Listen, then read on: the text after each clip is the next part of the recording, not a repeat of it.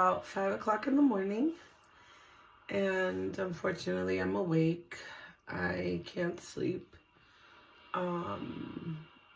Ever since my cancer diagnosis, it's been a little tough. Like, weirdly enough, falling asleep is fine, but staying asleep is like the problem. Waking up and reliving I have cancer.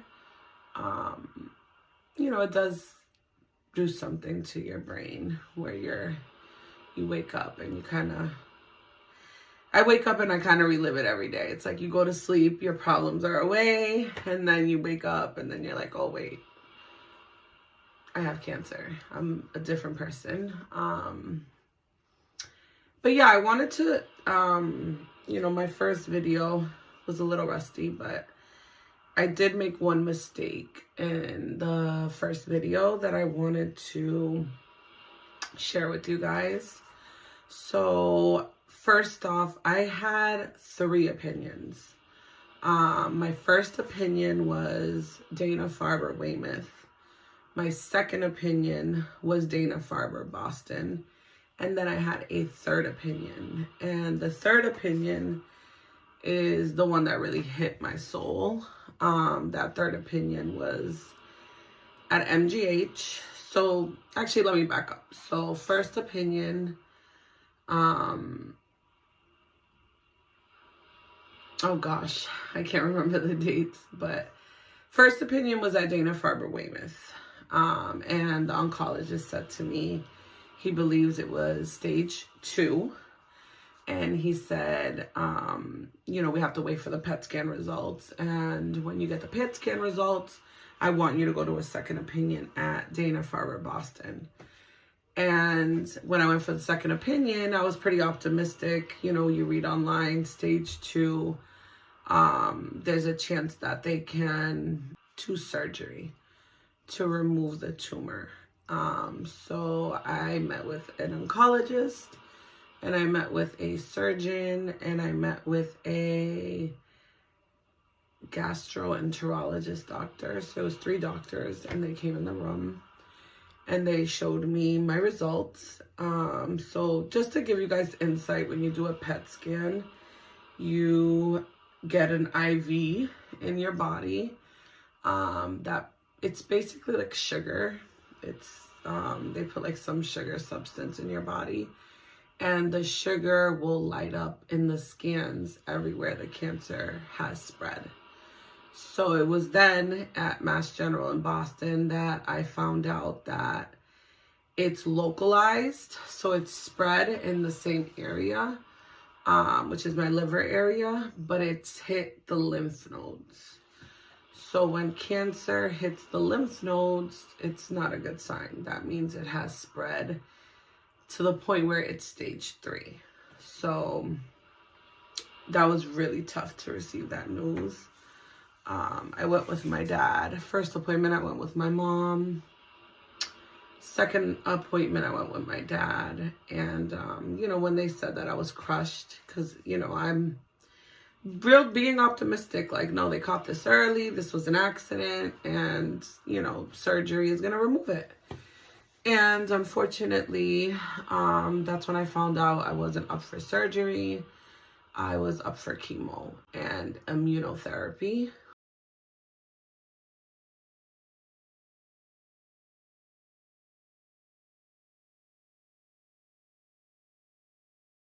On a positive note, because I don't want to make this like all negative, immunotherapy, I have a rare aggressive cancer, cholangiocarcinoma, and immunotherapy is pretty new. So there's one thing I left out in my whole cancer journey, which it's really hard for me to talk about. But I'm going to talk about it because it was a huge part of my cancer diagnosis, and it's something that has also been in my head. So just to remind you of some dates: October 3rd, hospital, pre-cancer. October 9th, got my diagnosis. October 13th, things went for a bit of a spin. I was 1 day late on my cycle, and I was actively trying to get pregnant with my partner, who we broke up when I was in the hospital. And October 13th, I was supposed to go to church, and I said, you know, let me just take a pregnancy test just in case. And I took 3, and I will post them above. All 3 came out positive. So yeah, October 13th, I realized I was pregnant and I had cancer. And I remember thinking to myself, I don't know what I was thinking, but I said, okay, I can't do chemo. I'm pregnant. I'm going to have this baby, and they're going to have to figure out the chemo. I think I was in like a major denial moment where I was like almost like the pregnancy was going to save my cancer. And, you know, and I remember telling one of my friends, and she's like, girl, they're not going to let you keep this baby. And I'm like, no, they're going to do whatever they can so I can keep the baby. And she's like, no, you got to tell the doctor. So told the doctor, I want to say it was like October, I don't even remember the date, but I went to the doctors. They confirmed it with blood work. I was very much pregnant. And they basically told me, you are so lucky. And the reason I was so lucky is, had they discovered I was pregnant when I first went into the hospital, before they did the CAT scan, they never would have done the CAT scan. They would have said my symptoms were related to the baby. They would have sent me on my merry way.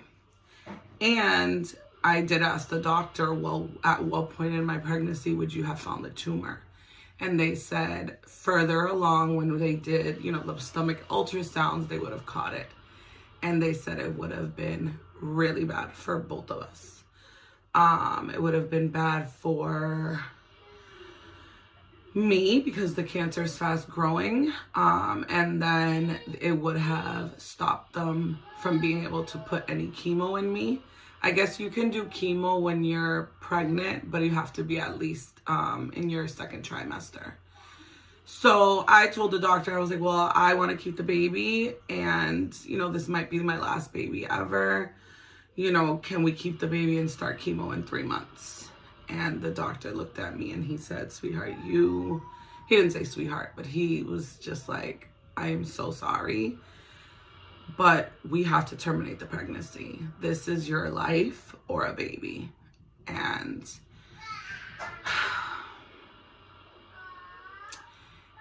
yeah, so you can imagine the devastation. You know, I'm 34 years old. Like, at no point did I ever want an abortion.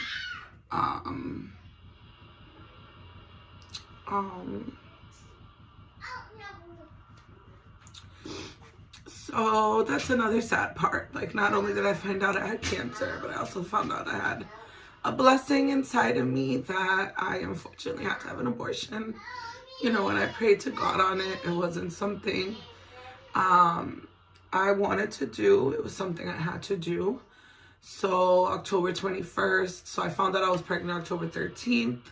The doctors didn't waste any time. Like, literally, they scheduled my ultrasound October 21, and I'll post that. And then October 22nd, I went in at 7 a.m. for an abortion.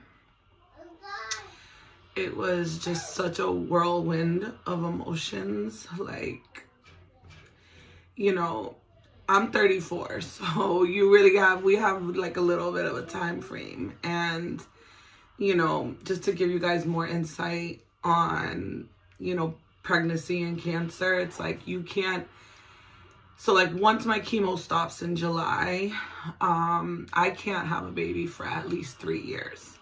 It says 2 to 3 years because they want the chemo completely out of your system, which it can stay in your system for up to 2 to 3 years. And they don't want you you know, to get pregnant and pass on those things to the baby. So I'm so grateful for my beautiful, beautiful baby boy, because, you know, if in the future baby is not in my cards, I got my baby, you know, and he's been with me throughout everything, throughout this cancer journey, you know, throughout, you know, just the last 2 years of my life. And he's my biggest blessing. And if he's my only one, then so be it. I love my baby boy. He's perfect. But, you know, it hit hard, you know, having an abortion at my age and, you know, wanting to be excited about a pregnancy, but instead you're forced to get an abortion because of cancer. And I don't want to touch too much on the subject, but me and my boyfriend were together for a year, and we actually broke up before I even knew I had cancer. When I had went to the hospital, he did not want to, he wasn't supportive. He came to see me like for 2 hours after 3 days of being in the hospital.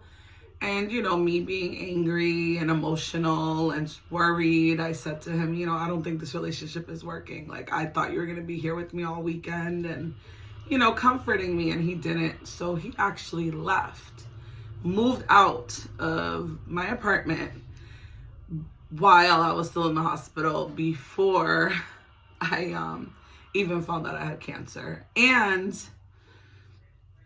he thinks the whole pregnancy is a scam, which, I mean, I'll upload photos, but I have never been the type of girl to lie about, like, you know, being fake pregnant. Like, I am 34 dealing with cancer. I don't need to lie about any pregnancy.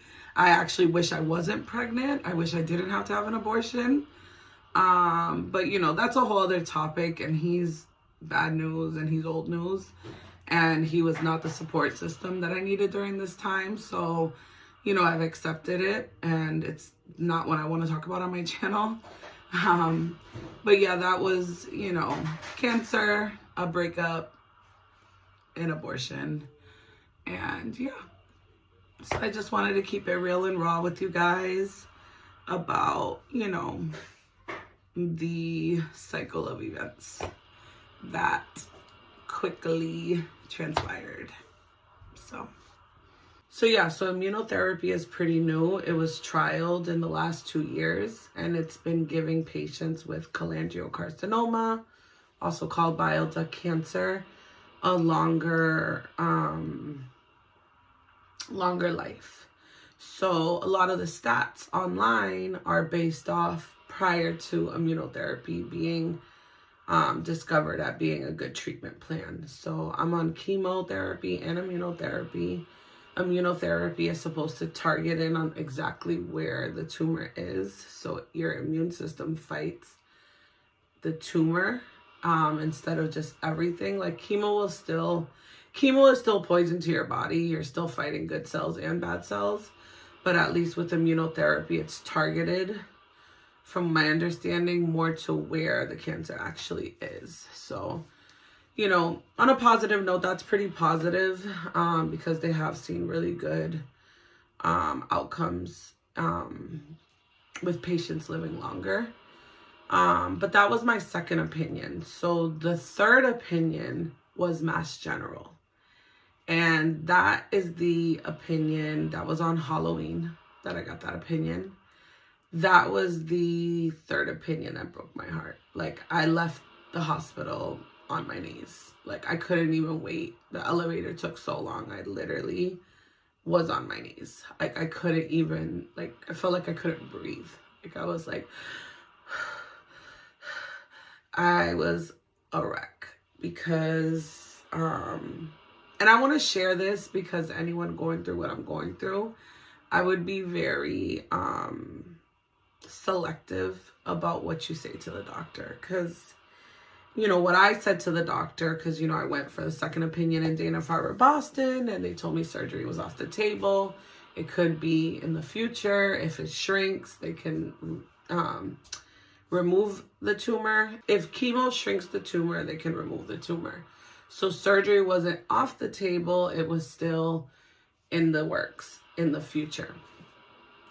So, which by the way, in 2 months, after 2 months of chemo, they do a PET scan again to see, is the cancer spreading, or is it shrinking, or is it gone? And some people have miracles. Some people, chemo wipes it right out. And I am praying for that for myself. But yeah, so I went to my third opinion at Mass General.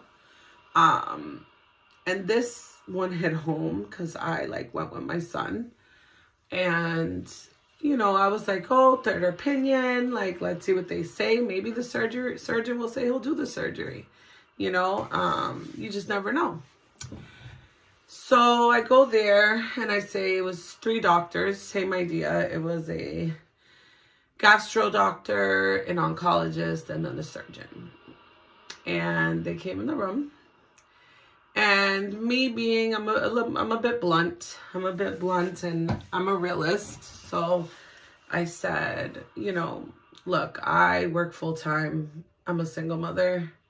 I have a 2-year-old son. I have a toddler. Well, he'll be 2 in a week.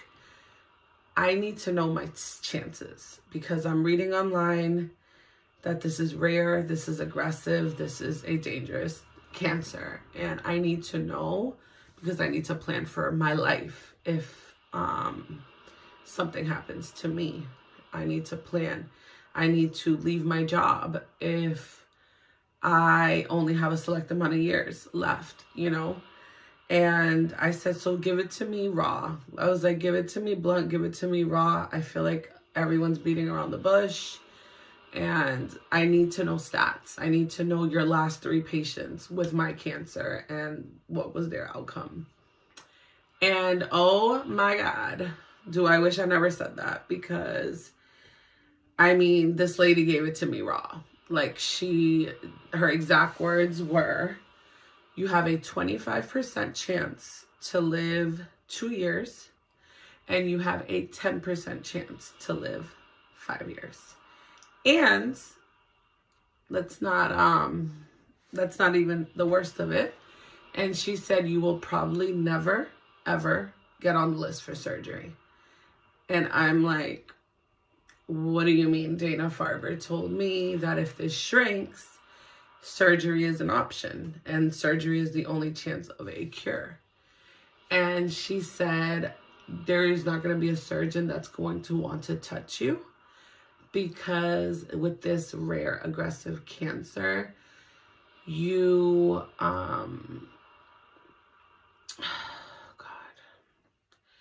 you will have to be off of chemo for 1 month prior and 1 month after for healing. Because, you know, chemo will affect how your body heals after surgery. And she said, and no doctor is going to want to take that risk because the surgery can kill you. So, you know, at that point, I'm immediately I'm a mess. I'm in tears. And, you know, and then, you know, I said to her, I'm like, look, people live their life with half their bodies. I will be handicapped before I do not see my son grow up. I am not, surgery has to be an option. What do we need to do for surgery to be an option? And she said, the problem is that the surgery you would undergo with bile duct cancer, it's called a Whipple surgery, a Whipple procedure, something along that lines. And they're basically reconstructing your digestive system. So I guess it's not it's not like a cesarean or appendix removal. It's a pretty serious procedure. It's like an 8-hour procedure, and then you're hospitalized for about a month. And then you have to kind of learn how to use the bathroom again. There's a chance you have to use the bathroom in a bag for some time. It's really a serious surgery. It's not just oh, a great solution. It's still tough, but I want to do it. If I'm given a certain amount to live and surgery is my only saving grace, then yeah, of course I want to be on that list. So it was really disheartening. It was really, really bad news. you know, to hear that a surgeon wouldn't want to because of the type of cancer I have. You know, it led me to believe, she did tell me that people have died during the surgery because, you know, they needed the chemo and, you know, whatever. But so it was a really bad third opinion, MGH. I almost like don't like that hospital anymore because I get it. Like I told you to give it to me raw, give me the stats. But, you know, hope and faith and God is another thing. Like I guess what I expected from her is, look, I've had a patient your age, it shrunk, she did surgery, she's good. I had a patient, you know, your age, she did it, she's not. Look, I just wanted her to give me like 3 real scenarios, and she gave me these super low percentages. She pretty much, and it gets worse. Oh yeah. Let's mention this part. She told me specifically, do not go crazy on a diet or exercise, just relax. Basically telling me, do not even try to help myself and also help the chemo by, you know, staying active, getting stronger, working out, eating green juices. And like when you look online, that's so contradicting to what it says out there. Like out there it says, you know, eat cleaner, don't put sugar in your body, work out so you can get strong. So I was like, okay, not only are you like not giving me a good third opinion and giving it to me raw and dirty, but you're basically like, yeah, just live the end of your life simple. Don't stress about what you're going to eat, what you're going to do, because it's not going to do anything to help your situation. And that is false. I have done enough of my own research. Number one, a positive attitude takes you a long way. Like we have endorphins that work in our body when we're in a good mood and mood is stabilized. And when we're not in a good mood, those things shut down. They don't fight your immune system. They work against your immune system. So one, I have to stay positive. I have to keep the faith. And two, I have to eat healthy. Like this probably came into my body because I've struggled with weight my whole life. And, you know, who's to say my body can't heal itself with eating right, working out, and actively doing things that is moving my body. So that was crazy. Like I was like, yeah, no, this third opinion is bananas. Like I am not going to, you know, just go eat reckless. And, you know, like food is medicine. So yeah, it was actually 3 opinions I got. And that was the opinion that really, I would say, took a toll on my mental health. Like that was the one where, I mean, I think there was like 3 days straight that I like just tears, like would just, like I mentioned what I'm going through and it's tears flowing. Like I just couldn't help it. I'm glad now, a month later, I can smile, I can laugh, I can do these videos. But that was my third opinion. So when I followed up with my oncologist at Dana-Farber Weymouth, he said that is absolutely not true. He said everybody is a case-by-case situation. And, you know, if I asked her to give it to me raw, that's probably what she did. But he said we have to be cautiously optimistic. Anything can happen. And, you know, he said, and I told him, I said, I want to pray intentional. So I need you to set up that PET scan in 2 months because I am banking that with this PET scan, this shrinks or goes away.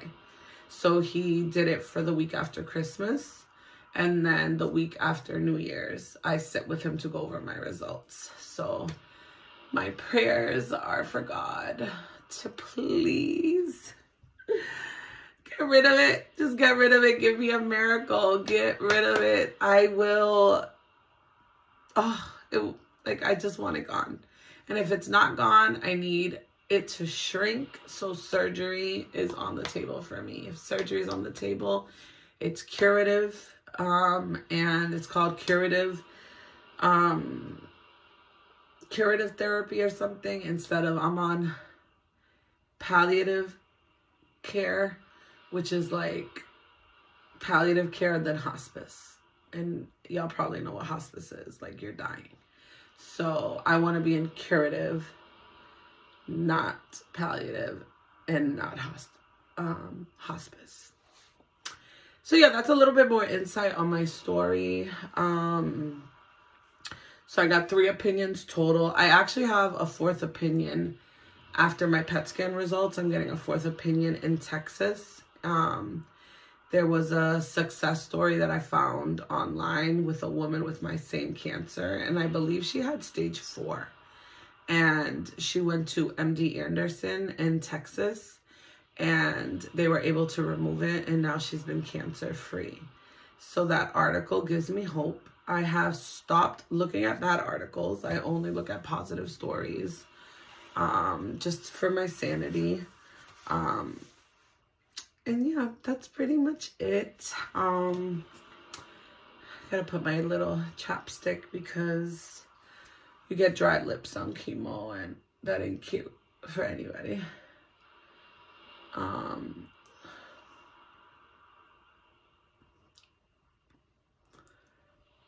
So yeah, that's a little bit more of my story. This was a nice little outlet. I'm up at 4 in the morning, or 5 in the morning now. So it's nice to be able to get on here and just kind of express how I feel. And in a sense, it's almost like a diary for me for what I'm going through. Because I want to be able to look back when I beat this and say, yep, I went through that. I went through that and I beat this, and I'm stronger because of it. I'm more resilient because of it. I'm more God-fearing because of it. And yeah, and I hope, you know, if anybody on here is going through what I'm going through, like, please reach out to me. I would love to talk to others who are going through what I'm going through. And yeah, and I wish us all the best, you know, whatever anybody is going through. And, you know, I do want to add this because I think this is super important. We need to advocate for ourselves. Like, if this was caught sooner, I would be in a different place right now. I wouldn't be in 28 rounds of chemo. I wouldn't be in chemo every Monday. I would have been on a list for a surgery if I was stage 1 or 2. And, you know, I did have stomach issues, digestive issues for maybe like the last 6 months, and I ignored them because they would go away, go in and out. And, you know, for anyone experiencing just anything weird, like, we know our bodies by now. If you are experiencing anything weird, just get checked. Get checked. Catch it early. You know, don't catch it late. It's so important to catch things as soon as you can, because sometimes it is too late. And yeah, and I hope, you know, with this video, if you're, you know, experiencing something, pain here, or, you know, diarrhea or vomiting randomly, like, just go get checked. Don't let them send you away until they have run every single test they possibly can to clear you and say, no, you're good. And, you know, luckily for me, they could have done that. They could have just said, hey, you know, you probably just have a mild cold. Come back if it doesn't get better. And luckily for me, when, you know, they did the PET scan, and the CAT scan was what they first did, and that's when they caught the tumor. So, you know, I am grateful, because they told me, had I not come in, I would have had 6 months to live. I would have basically had jaundice. I would have went in there yellow, and then it would have been stage 4. So but anywho, thank you guys for watching my channel and for subscribing. I appreciate the love, the support. It's a tremendous feeling knowing, you know, I have people that love me, care about me, support me, and are with me in this journey. You know, I know other people might be going through this and be alone, and I feel for those people. And if you're one of those people, reach out to me. I would love to have a group chat. I would love to touch base on how you're feeling, how you're doing. Like, I'll even meet up with you. Like, we're in this together. So thank you. Good night.